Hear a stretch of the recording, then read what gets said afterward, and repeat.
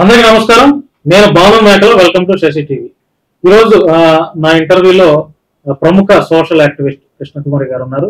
సమాజంలో జరిగే ప్రతి విషయం పైన తనదైన శైలిలో ఉన్నది ఉన్నట్లుగా కుండ బద్దలు కొట్టినట్టు మాట్లాడతారు.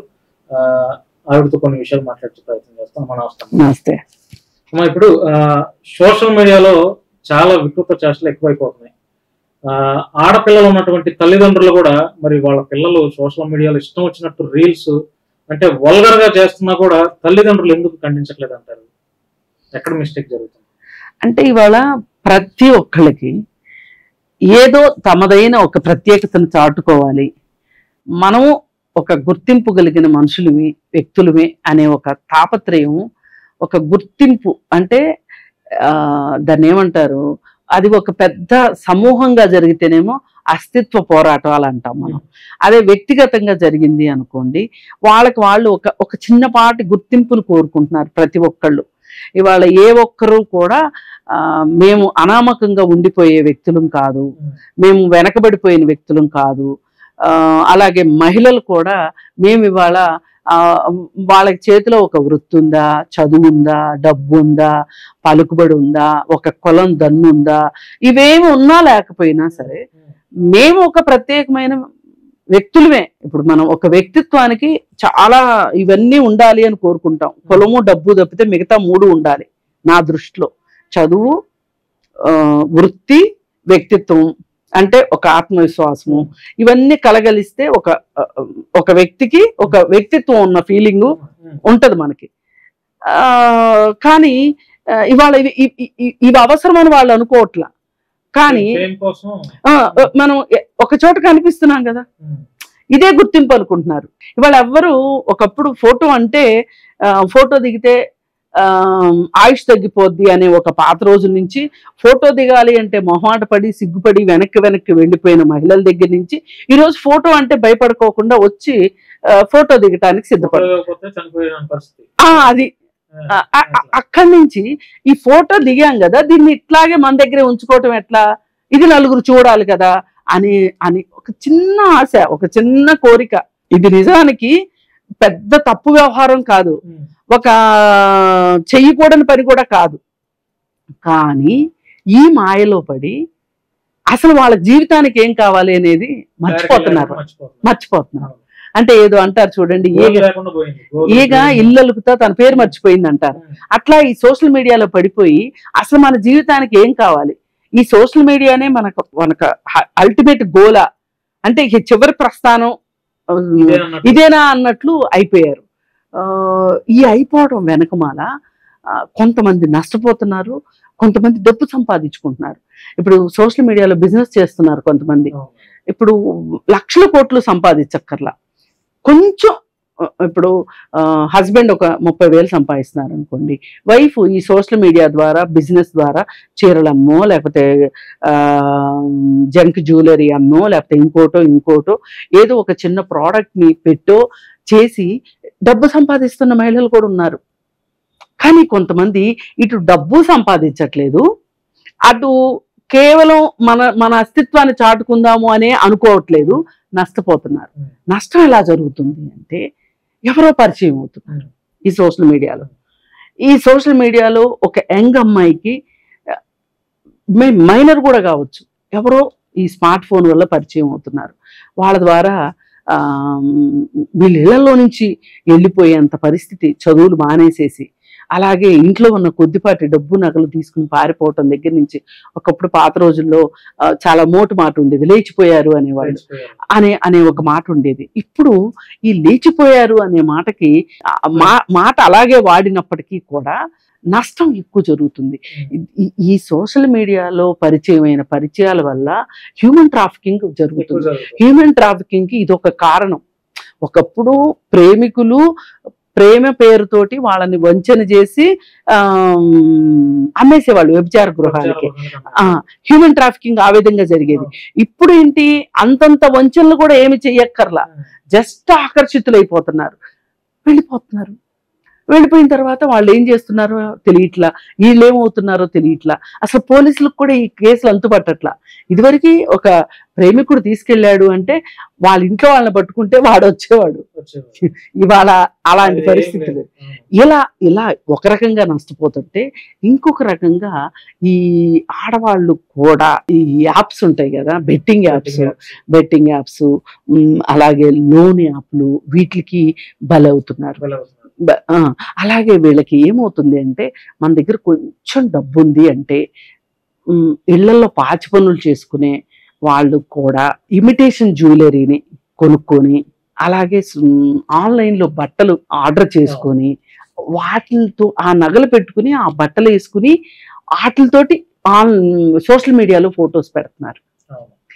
అసలు ఈ సోషల్ మీడియాలో పెట్టే అమ్మాయి ఎంత చదువుకుంది, ఏం చేస్తుంది, అసలు అమ్మాయికి జీవితానికి ఏం కావాలనుకుంటుంది అంటే సున్నా.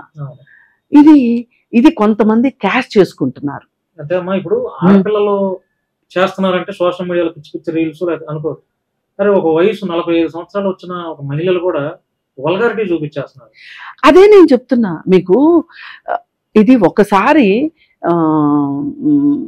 మనం బయటికి రావడం అంటూ జరిగిన తర్వాత ఇంకా దానికి పరిమితి ఉండదు, ఒక్కసారే ఉంటది. ఆ సిగ్గు బిడియము అనేది కొంతవరకే ఉంటది.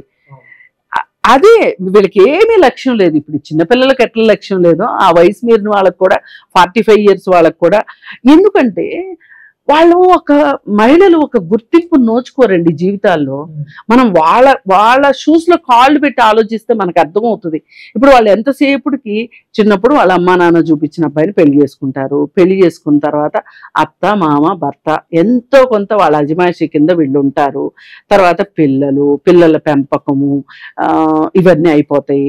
అయిపోయిన తర్వాత ఇటు వీళ్ళు అత్తమామలు పెత్తనం కింద, భర్త పెత్తనం కింద ఉంటారు. ఈ పిల్లలు కొంచెం చదువుకుంటారు. ఈ చదువుకున్న పిల్లల మాట తల్లి ఖచ్చితంగా మాట వినాల్సిన పరిస్థితి వస్తుంది. ఎందుకంటే మీకు చిన్న ఎగ్జాంపుల్ చెప్తా. మన దగ్గర సెల్ ఫోన్ ఉంటుంది. సరే, తల్లి కూడా ఈవేళ ఏదో పాలమ్మో పూలమ్మో ఏదో ఒకటమ్మో సెల్ ఫోన్ కొనుక్కుంది అనుకోండి, దాన్ని ఆపరేట్ చేయటం రాదు, తండ్రికి రాదు, తల్లికి రాదు. ఇమ్మీడియట్ గా అడిగేదేవన్నీ పిల్లల్ని అడుగుతారు. అప్పుడు ఈ పిల్లలకి అసలు ఎంత హీరోయిక్ గా ఫీల్ అయిపోతారంటే, వీళ్ళు చాలా పెద్దోళ్ళు అయిపోయినట్టు ఫీల్ అయిపోయి నేర్పిస్తారు వాళ్ళకి. ఇక నేర్చుకున్న తర్వాత ఇది ఎలాంటిదంటే కోతి కొండముచ్చు ఈ రెండు కలిస్తే ఎంతో అంత ఈ సెల్ ఫోన్. ఇక దీనిలో వీళ్ళకి ఏంటంటే ఇప్పటిదాకా వీళ్ళు ఒక అనామకమైన వ్యక్తులు, ఫలానా వాళ్ళ భార్య, ఫలానా వాళ్ళ తల్లి, ఫలానా వాళ్ళ కోడలు. కానీ ఈమె పేరుని ఒక ఫేస్బుక్ లో ఈమె పేరు కనిపించటము, ఈమె ఫోటో రావడము ఫేస్బుక్ లో, అలాగే ఈ ఫోన్లో వాట్సాప్ డిపిలో ఆమె ఫోటో ఉండటము, ఇవి ఎంత గుర్తింపు అనుకుంటున్నారు. ఇది మీకు చాలా చిన్న విషయంగా కనిపిస్తుంది, వాళ్ళకి జీవితంలో చాలా పెద్ద అచీవ్మెంట్. ఇదేమవుతుందంటే అంతటితో ఆగట్లే, అది ఇంకొంచెం పోకడలకు వెళ్తుంది. ఇవాళ ఒక బామ్మగారు ఒక రీల్ చేసి పెడుతున్నారు. రీజన్ ఏదన్నా అవనివ్వండి, మీకు ఒక రీల్ చేసి పెడుతున్నారు. ఆ రీల్ అసలు 80 దాటి ఉంటాయి. లేదు ఒక తల్లి కొడుకు రీల్స్ ఇవన్నీ చూస్తున్నారు, తల్లి కూతురు రీల్స్. ఎవరికి వాళ్ళు గంటకు తగ్గ బొంతలోని ఇసుక తక్కడికి పేడ తక్కడని మనకు సామెతలు ఊరికనే లేవు. అలా వీళ్ళు కూడా చేసేస్తున్నారు. మరి ఈ పరిస్థితుల్లో ఇట్లా నడివయసు మహిళలు ఈ సెల్ ఫోన్ వల్ల ఆకర్షించబడి కుటుంబాలను కాదనుకుని వెళ్ళిపోతున్న మహిళలు కూడా ఎక్కువ అవుతున్నారు. హత్యలు కూడా జరుగుతున్నాయి. ఇప్పుడు భర్తలు ఇలాంటివి సహించరు. అసలు నా భార్య వెళ్ళిపోవడం ఏంటి? ఇప్పుడు ఒక రాజకీయ నాయకుడికి పదవి పోతే ఎలా ఉంటుందో, ఒక భర్త సగటు భర్తకి భార్య నన్ను కాదనుకుని వెళ్ళిపోయింది, నేను వదిలేయచ్చు. ఇప్పుడు రోజు వీళ్ళు చేసింది ఏంటి? ఈ భార్యలను ఇలా ఇంట్లో ఉంచి వీళ్ళ గంత దగ్గర బొంతల్ని వీళ్ళు ఏ పని ప్రదేశాల్లోనో పొలాల్లోనో వేరే మహిళలతోటి వీళ్ళు ఉండడం వేరు. వాళ్ళు ఈ భార్యని కాదనుకోవడం వేరు, కానీ భార్య కాదనుకోవడం ఏంటి? ఇప్పుడు ఇలా డైనమిక్స్ ఇలా పనిచేస్తున్నాయి. ఈ డైనమిక్స్ లో ఇది ఒక కొత్త ప్రపంచం. ఈ కొత్త ప్రపంచంలో రూల్స్, రెగ్యులేషన్స్, ఒకళ్ళు కాదనే వాళ్ళు, ఒకళ్ళు అవుననేవాళ్ళు, ఇది మంచి అని చెప్పేవాళ్ళు, చెడు అని చెప్పేవాళ్ళు ఎవ్వరూ లేరు. దీంతో ఇది ఒక వ్యాపకం లాగా అయిపోయింది. ఒకప్పుడు ఇద్దరు మహిళలు కూర్చుంటే అంటే హౌస్ వైఫ్స్ లాంటి మహిళలు కూర్చుంటే కుటుంబాల గురించి, చుట్టాల గురించి, పరిస్థితుల గురించి, అత్తమామల గురించి మాట్లాడుకునేవాళ్ళు. పచ్చళ్ళ కాలం అయితే పచ్చళ్ళు కలిసి పెట్టుకునేవాళ్ళు, పిండి వంటలు వండుకుంటే కలిసి వండుకునేవాళ్ళు. ఇవాళ పిండి వంటలు వండుకునే పని లేదు, కలిసి కూర్చోవటం కూడా లేదు. ఇప్పుడు కొన్ని పనులు ఇద్దరు ముగ్గురు కలిస్తేనే అవుతాయి, కొన్ని వంటకాలు కానీ ఏవైనా. ఇవాళ అలాంటి పరిస్థితి కూడా లేకుండా ప్రతిదీ కొనుక్కొచ్చుకోవడం, మానవ సంబంధాలు దెబ్బతింటూ మనుషుల జీవితాలు పొదుపు మాయమైపోయింది. ఆన్లైన్లో బట్టలు, అవసరానికి మించి బట్టలు కొనుక్కోవటం, అవసరానికి మించి బయట తయారైన వస్తువులు తెచ్చుకోవడం. ఇప్పుడు ఇంతకుముందు అన్ఎక్స్పెక్టెడ్ గా చుట్టం వస్తే కూడా కూర్చోబెట్టి వంట చేసి పెట్టేవాళ్ళు. ఇప్పుడు అట్లా కాదు, ఆర్డర్లు. పల్లెటూరులో కూడా ఆర్డర్లు వచ్చేసినాయి, కర్రీ పాయింట్లు వచ్చేసినాయి. అసలు కొన్ని ఊర్లలో అయితే అసలు ఆడవాళ్ళు వంటలే చెయ్యట్లేదు అని ఒక పెద్ద కంప్లైంట్ చెప్తున్నారు. అంటే మరి రాత్రిపూట యూట్యూబ్ చూస్తున్నారు, యూట్యూబ్ చూసి పొద్దున్నే లేట్గా లేస్తున్నారు. ఇప్పుడు జీవితాల్లో చాలా మార్పులు వచ్చేసినాయి. ఇప్పుడు మా తర్వాత అప్డేట్ కాదు, కాలం మారుతుంది. మంచి అయినా చెడైనా ఇప్పుడు కాలం మారుతుంది. మంచి తీసుకోవాలా చెడు తీసుకోవాలా మన విచక్షణ బట్టి ఉంటుంది. ఇప్పుడు మీరు మా తర్వాత జనరేషన్ అని నేను అనుకుంటున్నా. ఇప్పుడు మా జనరేషన్ లో ఇంట్లో ఒక ల్యాండ్ లైన్ ఫోన్ ఉండటం గొప్ప. అలాంటిది ఇవాళ ఈ జనరేషన్కి వచ్చేసరికి, మా పిల్లల జనరేషన్కి వచ్చేసరికి, వాళ్ళకి ఒక 7-8 ఏళ్ళు వచ్చేసరికి, అంటే మీకు ఒక 7-8 ఏళ్ల వయసు వచ్చేసరికి మొబైల్స్ వచ్చేసినాయి, అన్నం తింటున్నారు, మొబైల్స్ వచ్చేసినాయి. మరి ఎంత మార్పు టెక్నాలజీలో! కొన్ని తరాలు చూడని మార్పుల్ని ఇవాళ ఒకే తరంలో చూసే పరిస్థితి. ఇప్పుడు నా జీవన కాలంలో, నా లైఫ్ టైంలో నేను ఎన్ని మార్పులు చూశాను! అసలు ఇంకేమి మార్పులు వద్దు అనేంతగా చూసేసి విరక్తి వచ్చేసింది. మార్పు అంటేనే విరక్తి వచ్చేసింది. ఇంకింత ఈ సెల్ ఫోన్ మించి ఇంకేముంటది అనేంతగా మార్పు వచ్చేసింది. ఈ మార్పుల్ని ఒడిసి పట్టాలి అంటే ఏ మనిషికైనా కొంత జ్ఞానము విజ్ఞానం ఉండాలి. ఇప్పుడు చదువుతోనే జ్ఞానం విజ్ఞానం వస్తుందా అంటే నేను ఒప్పుకోను. కానీ చదువుతో విజ్ఞానం రావచ్చు, కానీ జ్ఞానం వస్తుందంటే నేను ఒప్పుకోను. ఈ జ్ఞానము అనేది ఎంతో కొంత అనుభవము, చుట్టూ చూసి నేర్చుకోవాలనే మనస్తత్వాన్ని బట్టి జ్ఞానం వస్తుంది. ఈ జ్ఞానము విజ్ఞానము కలగలిస్తే వాళ్ళ ఇంటి వాతావరణ పరిస్థితులు, వాళ్ళ కుటుంబ పరిస్థితుల వల్ల కూడా మనిషి మెరుగైన మనిషిగా అవటానికి అవకాశాలు ఉంటాయి. కానీ ఇప్పుడు ఈ మెరుగైన మనిషి తయారయ్యే పరిస్థితుల్లో చూసి నేర్చుకోవడం అంటే సెల్ ఫోన్ చూసి నేర్చుకోవటమే. సెల్ ఫోన్లో ఏం చూస్తున్నాము? నానా చెత్త, నానా కంగాళి చూస్తున్నాం. అందుకని ఇవాళ చిన్నపిల్లలు యూట్యూబ్లో లేదు అనుకుంటే సోషల్ మీడియాలో ఫోటోలు పెడుతున్నారని మీరు కంప్లైనింగ్గా మాట్లాడినా, నడి వయసు స్త్రీలు పెడుతున్నారు, ముసలి వాళ్ళు కూడా పెడుతున్నారని మీరు కంప్లైంట్ చేసినా, నేను అంటాను ఆ తప్పు వాళ్ళది కాదు. ఈ దేశానికి ఏది అవసరము, ఏది అనవసరం, ఈ దేశంలో నా ప్రజలు ఏ స్థితిలో ఉన్నారు, ఏ పరిస్థితిలో ఉన్నారు, ఇప్పుడు నేను ఒక కొత్త తీసుకొచ్చి వాళ్ళ నెత్తినేస్తే వాళ్ళు దాన్ని అరాయించుకోగలిగే పరిస్థితిలో ఉన్నారా లేదా అని ఆలోచించాల్సింది ఈ దేశాన్ని పాలించే రాజకీయ నాయకులు. వీళ్ళు గొప్పలు చెప్పుకుంటున్నారు. నా దేశంలో 100 కోట్ల ప్రజలుంటే 100 కోట్ల సెల్ ఫోన్లు, మరీ మాట్లాడితే ఒక్కొక్క వ్యక్తికి 2-3 సెల్ ఫోన్లు ఉన్నాయని గొప్పలు చెప్పుకుంటున్నారు. కానీ ఆ 2-3 సెల్ ఫోన్లే ఇవాళ నాశనానికి, వినాశనానికి దారితీసినాయి. మానవ సంబంధాలు దెబ్బతిన్నాయి అన్నా, ఉత్పాదకత తగ్గిపోయింది అన్నా, సోమరిపోతులు అయ్యారు అన్నా ఈ సెల్ ఫోనే కారణం. ఒక పోర్ను చూస్తున్నారు అన్నా, ఒక ఓటీటీ సినిమాలు చూస్తున్నారు అన్నా, సోమరిపోతుల్లాగా పని పాట లేకుండా క్రికెట్ ఫోన్లో చూస్తున్నారు అన్న ఈ సకల సమస్తాలకి అరిచేతిలో అష్టదరిద్రం లాగా. క్రికెట్ అన్నారని ఇక్కడ నాకు ప్రశ్న వచ్చింది. నిన్న ఆర్సీబీ గెలిచింది. యాక్చువల్ నేను క్రికెట్ ఎప్పుడు చూడలేదమ్మా, నాకు తెలియదు.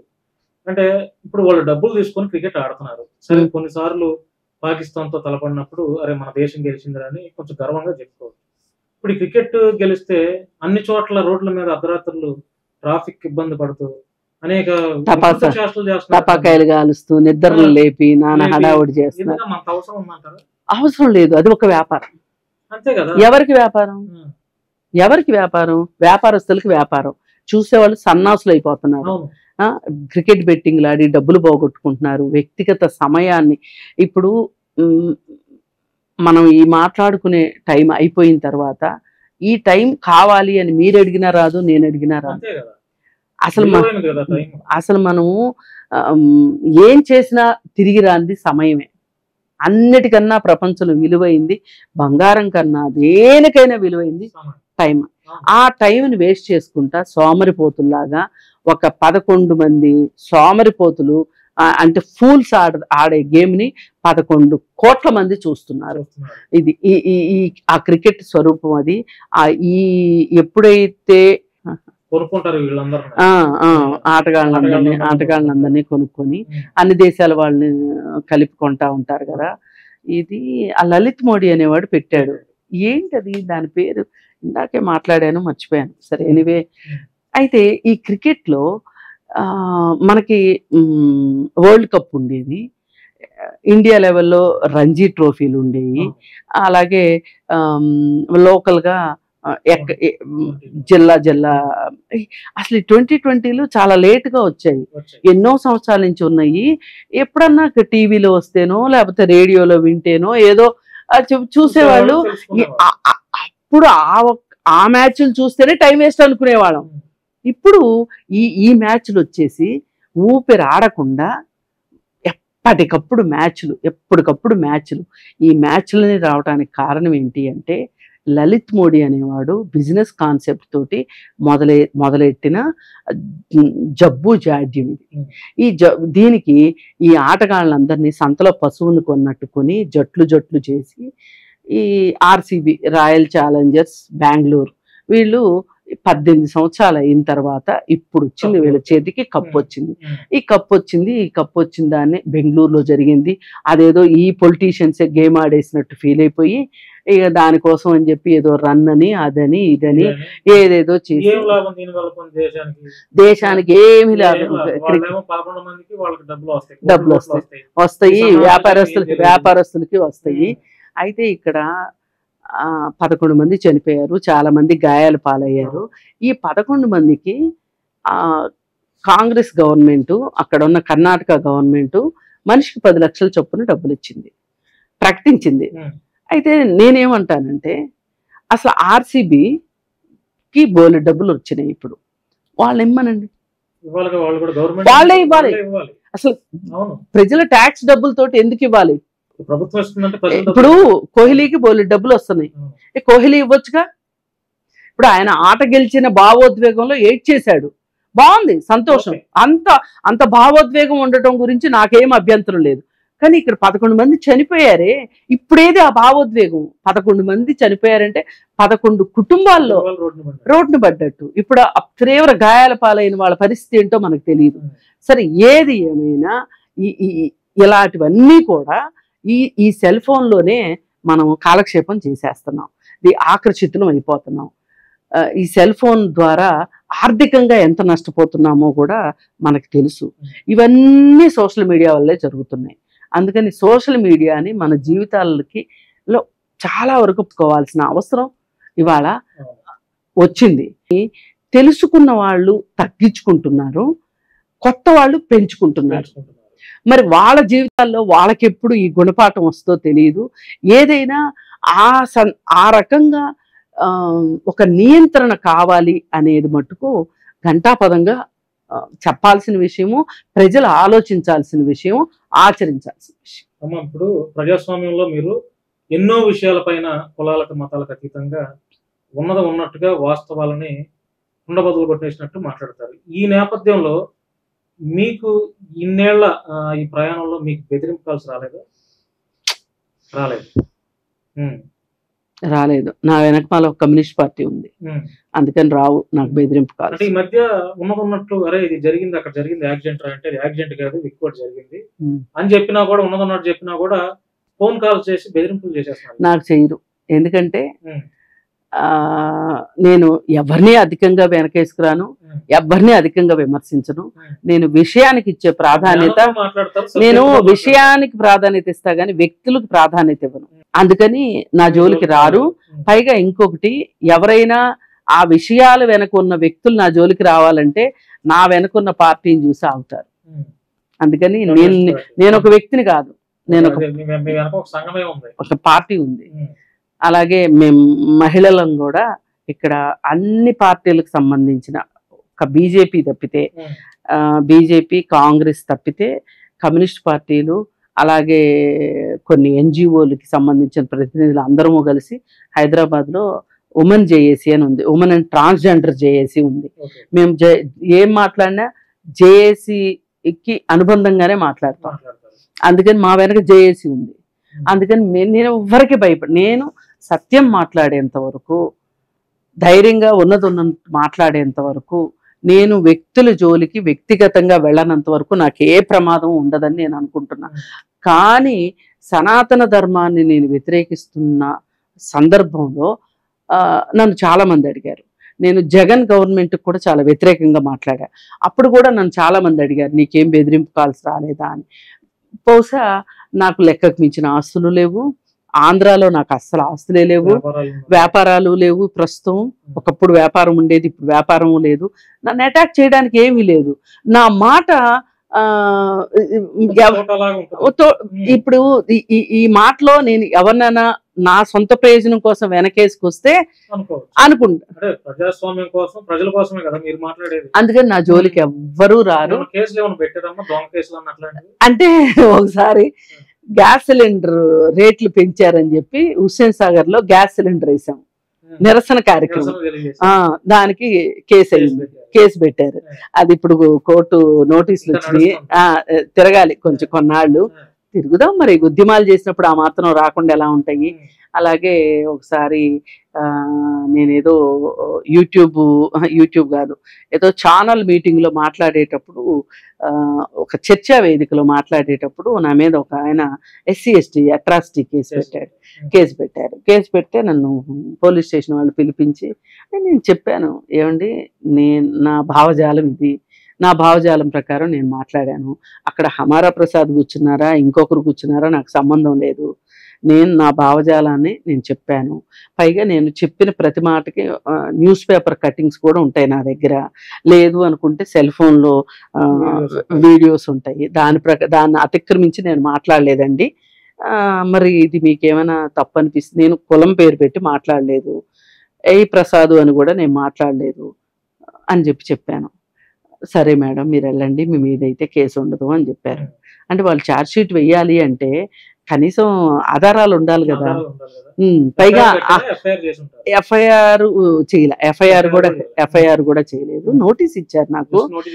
నాతో మాట్లాడిన తర్వాత ఆ కంప్లైంట్ కి నాకు నోటీస్ ఇచ్చారు. నేను వెళ్ళి మాట్లాడిన తర్వాత పైగా ఇంకొక లూప్ హోల్ ఏంటంటే, ఇంకొక ప్యానెల్లో ఇంకొక ఆమె SC, ఆమె ఒక SC మీద SC అట్రాసిటీ కేసు అంటే దాన్ని బట్టి వాళ్ళకి అర్థమైంది ఇది అంత దొంగ కేసు, ఫాల్స్ కేసు అని. సో అది అంతటితో అయిపోయింది. ఇట్లా మా ఉద్యమాల్లో అప్పుడప్పుడు అరెస్ట్ అవుతుంటాము, ఒక 2 గంటలు 3 గంటలు పోలీస్ స్టేషన్. ఒక్కొక్కసారి ఏం చేస్తారు, ఒకసారి గాంధీ హాస్పిటల్ ఏదో జరిగిందని మనం JAC పిలుపు మేరకు వెళ్తే మమ్మల్ని లేదు ఏంటి మాట్లాడడానికి పిలుస్తున్నాం రండి అని చెప్పి పోలీస్ వ్యాన్ ఎక్కిచ్చేసుకుని, మేము కూడా నిజంగానే మాట్లాడడానికి మీరు తీసుకెళ్తున్నారు కావచ్చు అనుకుంటే తీసుకెళ్ళి ఎక్కడో ఊరవతల పోలీస్ స్టేషన్లో పెట్టి 3 గంటల నుంచి వదిలిపెట్టారు. అప్పుడు మళ్ళీ గాంధీ హాస్పిటల్కి వచ్చి మేము మాట్లాడటం జరిగింది. వదిలేదేమీ లేదు, మాట్లాడాలనుకున్నది అన్యాయాన్ని ప్రశ్నించడమే. బాధితుల పక్షాన ఉండేది. అది ఎవరికన్నా కష్టం కలిగిస్తే వాళ్ళ కర్మ. మన భారతదేశంలో 100 కోట్ల మంది జనాభా ఉంటే అందులో అందరూ బయటకు వచ్చి మాట్లాడరు, ప్రతి విషయం మీద వాళ్ళు గొంతెత్తి వినిపించరు. మనకెందుకులే, అరే మన మీద కేసులు అవుతాయి, భయపడతారు. కానీ మీలాంటి వాళ్ళు కూడా ఉండాలమ్మా. లేకపోతే ఎట్లా అండి? లేకపోతే ఈ సమాజాన్ని ప్రశ్నించే వాళ్ళు కూడా లేకపోతే అరాచక వాదులు ఎక్కువ ఇప్పుడు మొదలుగా కమ్యూనిస్ట్ పార్టీ ప్రతిదీ ప్రశ్నిస్తుంది. ఇప్పుడు ఆయన పేరేంటి, పవన్ కళ్యాణ్ నేను సనాతని అని చెప్పి మాట్లాడుతున్నాడు. ఏంది నీ సనాతనం ఏంటి? ఇప్పుడు ఈ కాలంలో సనాతనం ఎట్లా పనికొస్తుంది అని చెప్పి ప్రశ్నిస్తుంటే ఆయన దగ్గర సమాధానం లేదు. చదవటమా పాడా ఏవో చాలా పుస్తకాలు. ఇక్కడ కేసీఆర్ 80,000 పుస్తకాలు అంటే ఆయన ఇంకొంచెం ముందుకెళ్ళి 2 లక్షల పుస్తకాలు అన్నాడు. 2 లక్షల పుస్తకాలు సేకరించడానికి చాలా టైం పడుతుంది. కనీసం 100 పుస్తకాల పేర్లు చెప్తేనే మనం 2 లక్షల పాంప్లెట్లు చదవటం కూడా అవదు. పుస్తకాల సంగతి ఎలా అన్నట్టు పెట్టండి. 2 లక్షల బుక్లెట్లు చదవటం కూడా అవదు. ఇవన్నీ ఏంటంటే వినేవాడు ఉంటే చెప్పేవాడికి వినేవాడు లోకు అన్నట్లు చెప్తారు. అందుకని ఇట్లాంటి వాళ్ళని మేమైతే ప్రశ్నించకుండా ఆపమండి. అమ్మ, మీ దృష్టిలో కులం గొప్పదా, మతం గొప్పదా, మానవత్వం గొప్పదా, మనిషి గొప్పవాడా? మనిషి మానవత్వమే గొప్ప. చివరికి అవే మిగులుతాయి. కానీ ఈ రోజు ఒకప్పుడు కులం పేరుతో గొడవలు జరిగేవి, ఇప్పుడు మతం పేరుతో గొడవలు జరిగి చంపుకునే పరిస్థితి వచ్చింది. దీని మీద మీరేమంటారు? మన అమాయకత్వం అంతకంటే ఏమి లేదు. అసలు మతం మనకి ఏమిస్తుంది? ఏమి ఇవ్వదు. అది ఒక మత్తుమందు నా దృష్టిలో. ఒక నైతిక మద్దతునైతే ఇస్తుంది, కానీ ఆ మతాన్ని కూడా చాలా మందికి దూరం చేసిన దుర్మార్గులు కూడా ఉన్నారు. ఇప్పుడు గుడికి వెళ్ళేవాడిని గుడికి వెళ్ళనివ్వలే, సరే వీడు గుడికి వెళ్ళనివ్వట్లేదు కదా అని చెప్పి చర్చికి వెళ్దామంటే అప్పుడు గుర్తొస్తుంది వీడు హిందూ మతంలో పుట్టాడు అని. మరి గర్వాప్సి అంటున్నారు. ఎంతమంది గర్వాప్సిని, ఏ స్థాయి వాళ్ళని గర్వాప్సి చేసుకుంటున్నారు మీరు? ఇప్పుడు మీ ఇంటికి భిక్షం కోసం నేను వచ్చానమ్మా, మీరు భిక్షం నాకు వేయకపోతే పక్కింటికి ఎందుకు వెళ్తాను? ఏదో అన్నం మీద మీరే పెడితే మీ దగ్గరే ఉంటాను కదా. మరి ఇప్పుడు తప్పు మీ దగ్గర పెట్టుకొని. అవును, 100% మీరు మీ గుడులకు వాళ్ళని, ఈ గుడులు మావి అని హిందూ మతంలో పుట్టిన వాళ్ళని మీరు గుడులకు దూరం చేశారు కాబట్టి వాళ్ళు చర్చిలకు వెళ్ళారు అంతే. అంతకు మించి ఇంకేమీ లేదు. మీకు ఈ రోజుకి ఆ తప్పును సరిదిద్దుకోవాలని లేదు. అందుకే కేరళలో ఒక ఉద్యమం వచ్చింది. అసలు వాళ్ళెవరో కట్టుకున్న గుడ్లకి మనం వెళ్ళటం ఏంటి? మనమే ఓ గుడ్డి కట్టుకుందాము. అది తాటాకులతో కట్టుకుంటామా, లేకపోతే దేంతో కట్టుకుంటామో, పందిరేసుకుంటామా, పందిరిలో రాయిని పెట్టుకుంటామా, మన గుడి మనది అని చెప్పి చాలా గుడులు అలా కట్టుకున్న గుడులు ఉన్నాయి. అయితే ఈ కాలానికి నేనేం చెప్తానంటే అసలు ఏ గుడి అక్కర్లే, నీ పనే ఒక దేవాలయం. నీ పని, నువ్వు మనం చేసే పనే ఒక మానవ సేవే మాధవ సేవ అనుకొని మీరు అసలు వెళ్ళాలనిపించే వాళ్ళు వెళ్ళండి, అది వేరే విషయం. కానీ ఒక్కటైతే గుర్తుపెట్టుకోవాలి, నీ దేవుడు గొప్ప, రెండో వాళ్ళ దేవుడు గొప్ప కాదు. అంటే రెండో వాళ్ళ దేవుడు నీచుడు, నా దేవుడు గొప్పవాడు అనే తత్వం లేకుండా నీ దేవుణ్ణి నువ్వు నమ్ముకో. నీ దేవుడు నీకెంత గొప్ప, పక్క వాళ్ళ దేవుడు పక్క వాళ్ళకు కూడా అంతే. ఎవరి మదర్ వాళ్ళు, మీ అమ్మ గొప్పదా నా అమ్మ గొప్పదా అంటే ఏం చెప్తాం? అమ్మ ఎవరి అమ్మ వాళ్ళ గొప్పది అంతే. ఎవరి అమ్మల్ని వాళ్ళని గౌరవిస్తూ ఎదుటి వారి అమ్మల్ని కూడా గౌరవించాలి. కానీ గౌరవించకపోయినా తిట్టకపోతే క్రియేట్ చేస్తున్నారు. ఇది చాలా దుర్మార్గం. ఇదంతా ఏంటంటే ఒక ఫైట్. అంటే వీళ్ళని మాటల ద్వారా భయపెట్టి మన మతంలోనే ఉంచుకోవాలని కూడా కాదు, వాళ్ళకి అసలు ఏ మతం లేకుండా మన మతంలోకి రానివ్వద్దు, ఆ మతంలో ఉండొద్దు, వాళ్ళు త్రిశంకు స్వర్గంలో ఏలాడాలి వీళ్ళ దృష్టిలో. అందుకని చెప్పి అసలు ఇట్లాంటి వాళ్ళని లెక్క చేయకోకుండా మనం మతం కావాలనుకుంటే మతం ఆచరించుకోండి, లేదు అనుకుంటే నాస్తికులుగా ఉండండి అంతే. ఒకప్పుడు నిరీశ్వరవాదం ఉండేది, మీరు అలా ఉండండి. ఏదైనా అంతే కదా, నమ్మేవాడిది ఎంత నమ్మకమో నమ్మని వాడిది కూడా అంతే నమ్మకం. నీ నమ్మకాన్ని వాడు గౌరవించినా గౌరవించకపోయినా అలాంటప్పుడు నువ్వు వాడి మతాన్ని గౌరవించుకు, పట్టించుకోకు. నీ మతం నీది, వాళ్ళ మతం వాళ్ళది అంతే. రాధా మనోహర్ దాసు, కరుణాకర్ సుగుణ, లలిత్ కుమార్ అని వీళ్ళంతా ఇప్పుడు ఏదో ధర్మం కోసం పాటు పడుతున్నా ఉన్నట్టు ధర్మం లేదు ఏమి లేదు. వాళ్ళని గట్టిగా కూర్చోబెట్టి 10 మాటలు అడిగితే 9 సమాధానం ఉండదు వాళ్ళ దగ్గర, ఉండదు. అసలు కాదండి, వీళ్ళు వ్యాపారం చేస్తున్నారు, అసలు నిజంగా హిందుత్వానికి ద్రోహులు ఎవరు ఉన్నారంటే వీళ్ళే, అసలు ద్రోహులు వీళ్ళే.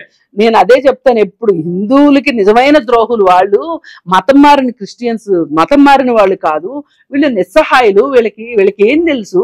అక్కడికి వెళ్తారు, భజన చేసుకుంటారు, ఇంటికి వస్తారు. వాళ్ళకి పని చేయిందే పొట్టగడవని వాళ్ళే ఉన్నారు ఇక్కడ. అక్కడేమో తిండి ఎక్కువయ్యి బొజ్జలు పెరిగిపోయి ఎవడి మీద రాయేద్దామని చూసే వాళ్ళు ఉన్నారు అటు సైడు. అందుకని పోని హిందూ మతాన్ని విమర్శించాలని నాకు లేదు అనుకుందాం, కానీ మీ హిందూ మతానికి తూట్లు పడిచే వాళ్ళు ఉన్నారు, చూసుకోండి ఇట్లాంటి వాళ్ళు. అందుకని అసలు దొంగలు వీళ్ళు, వాళ్ళ సంగతి చూసుకోండి. ఇదొక ముఠా, ఇదొక మాఫియా తయారైంది. వీళ్ళు ఏం చేస్తున్నారంటే, ఇప్పుడు మీతో ఈ ప్రశ్న నేను అడిగా, యాక్చువల్ గా ఏ మతాన్ని కించపరచాలన్న ఆలోచన నాకు లేదు, కానీ ఉన్నదన్నట్టు నేను కూడా మాట్లాడే క్యాండిడేటే.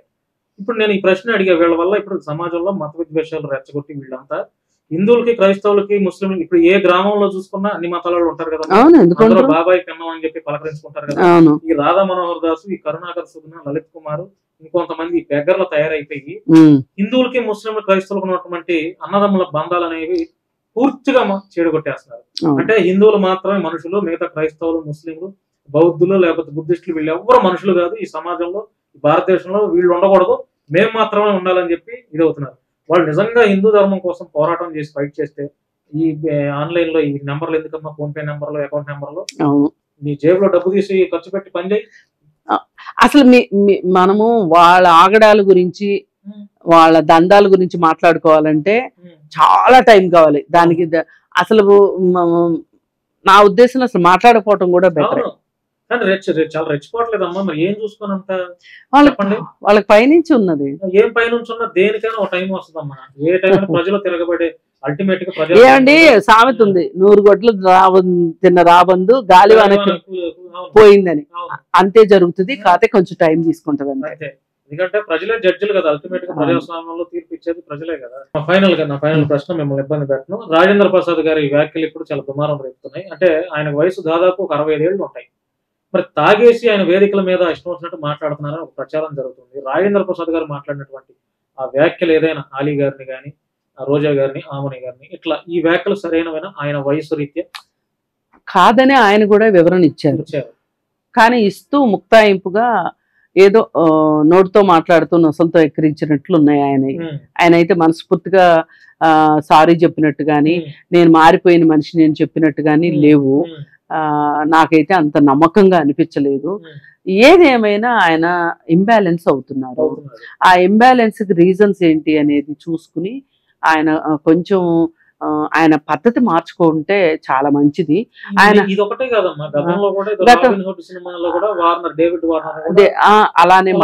అలాగే మాట్లాడారు. అలాగే షష్టిపూర్తి సినిమాలో కూడా ఏ నల్లపిల్ల ఇట్రా అంటే బాడీ షేమింగ్ చేయటం కరెక్ట్ కాదు. అది పర్సనల్ లెవెల్లో 2-3 కూర్చున్నప్పుడు చేసుకునే మాటల్ని ఒక వేదిక మీద మాట్లాడడం కరెక్ట్ కాదు. ఇప్పుడు ఆయన ఏంటంటే వీళ్ళందరికన్నా నేను సుపీరియర్, వీళ్ళందరికన్నా నేను పెద్ద నటుడిని, వీళ్ళందరికన్నా నేను వయసులో పెద్దవాడిని, కాబట్టి నేనేం మాట్లాడినా చెల్లుబాటు అయిపోతుంది అనే ఒక ఉద్దేశంలో ఆయన ఉంటారు. ఆయన అలా ఉండటం వెనకమాల ఆయనకి ఒక జిల్లా ఫీలింగ్ ఉంది, ఒక కులం ఫీలింగ్ ఉంది, ఆయన డబ్బులు సంపాదించిన ఫీలింగ్ ఉంది, ఆయన కీర్తి ప్రతిష్టలు ఉన్నాయి. ఇవన్నీ మనిషి ఎదిగే కొద్దీ ఒదిగేలా ఉండాలి కానీ మరి చివరికి చెప్పాల్సి వచ్చింది. కానీ నేను కెమెరాలు లేవనుకుని అలా మాట్లాడానని ఒక ముక్తాయింపు ఇచ్చారు. అంత పెద్ద మీటింగ్ లో కెమెరాలు ఉండవని ఎలా ఉంటాయి? అందుకని ఏంటి అంటే ఆయన ఏదో ఒక ఇబ్బంది, మానసిక పరమైన అసమతుల్యతలో ఉన్నారనిపిస్తుంది.